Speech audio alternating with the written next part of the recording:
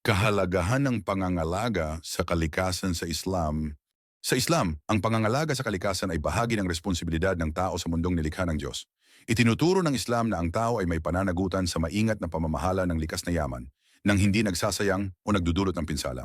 Pangangalaga sa kalikasan ay isang pangunahing espiritual na tungkulin na sumasalamin sa ating mahalagang papel bilang mga tagapamahala ng nilikha na ating tinitirhan.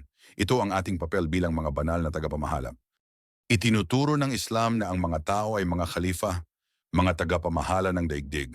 Tungkulin nating pangasiwaan ang likas na yaman nito ng may karunungan at pag-iingat, tinitiyak na ating aalagaan ang planeta sa halip na samantalahin ito.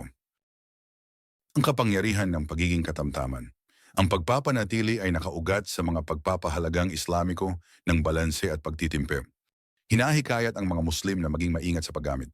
Tubig, enerhiya, pagkain.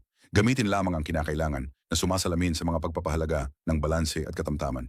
Sa pamamagitan ng mga gawaing ito, hindi lamang natin pinoprotektahan ang kalikasan, kundi bumubuo rin tayo ng isang lipunan na may kamalayan at responsabling humaharap sa likas na yaman na naglalarawan ng prinsipyo ng katamtaman at awa sa Islam, hindi magdulot ng kapahamakan sa iba pang nilalang.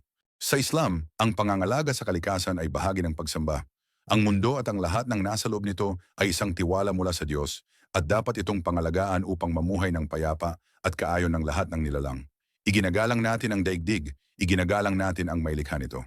Kapag pinoprotektahan natin ang amanah na ito, bumubuo tayo ng isang maawain na lipunan na namumuhay ng may pagkakaisa sa lahat ng nilikha. Ang daigdig ay luntian at napakaganda at itinalaga kayo ni Allah bilang kanyang mga katiwala sa ibabaw nito. Propeta Muhammad, sumakanya nawa ang kapayapaan.